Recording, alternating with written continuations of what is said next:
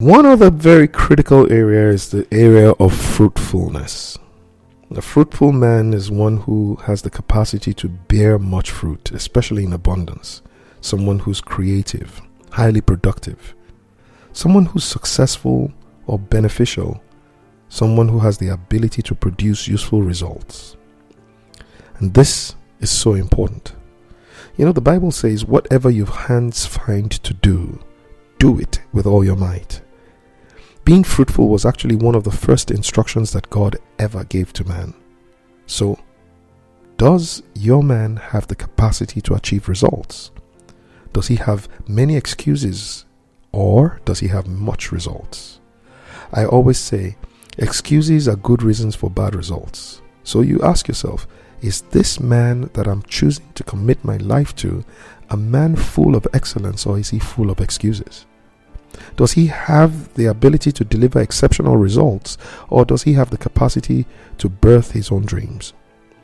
Excellence is what you find in the pursuit of perfection. You see, perfection cannot be attained, but we must pursue perfection, and in the pursuit of perfection you will find excellence.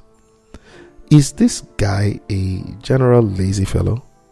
He may be fine, but is he lazy? Many more girls are complaining about how guys just don't want to do anything these days. Some guys don't even mind dropping off their lady off at work and at the office with her own car, and then drive the car all over the place, burning her fuel, and then coming to pick her up later in the evening. It is very possible that he is in transition. I got that. And he might be trying very hard to make things work. Look, Abraham Lincoln lost 8 elections before becoming the president of the United States, but he kept on trying to succeed.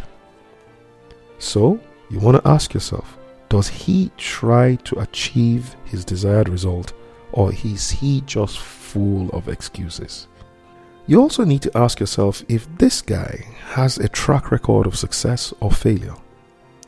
If every time he starts a business it fails, or anytime he gets a job he gets fired in 3 to 4 months, you might want to check that out.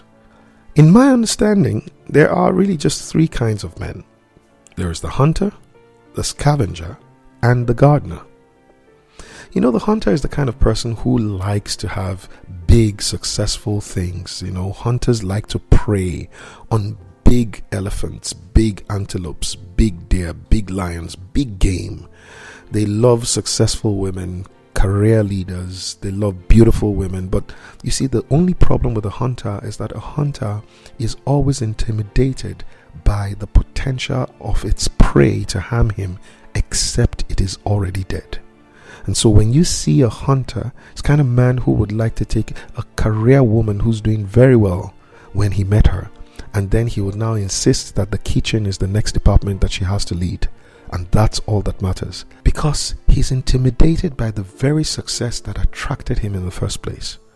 You know, hunters love beautiful women, and the moment they get their hands on them, they say to themselves, why are you trying to put on lipstick or makeup? Now that you have me, do you want to attract other men? And so before you know it, the wife of a hunter is an ex-woman. She used to be fine. She used to be successful, because hunters only use the carcass of their prey as their boast. The next kind of man is the scavenger. You know, scavengers like the hyena or the vulture, they love dead things. And so with the scavenger, he's looking for a girl who has no self-esteem or low self-esteem. Somebody who's always needy. Somebody who needs to be taken care of. Somebody who needs to be loved. And this is what excites them. People who have no choices. But as you know, scavengers don't stay with their dead prey. They eat up their flesh and they dump it. But then the third kind of man is the gardener, the groomsman.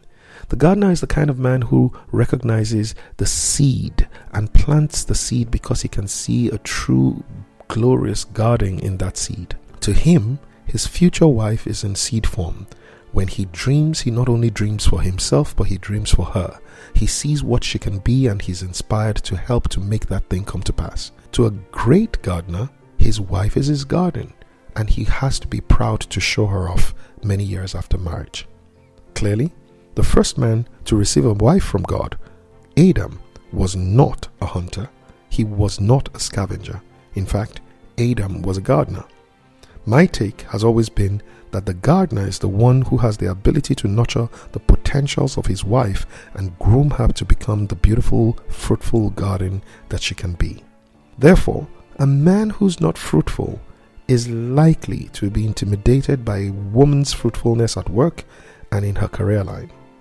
So ask yourself, does he encourage you to be better? Does he care about your dreams? Does he inspire you to move to your next level? Does he see any potential in what you do?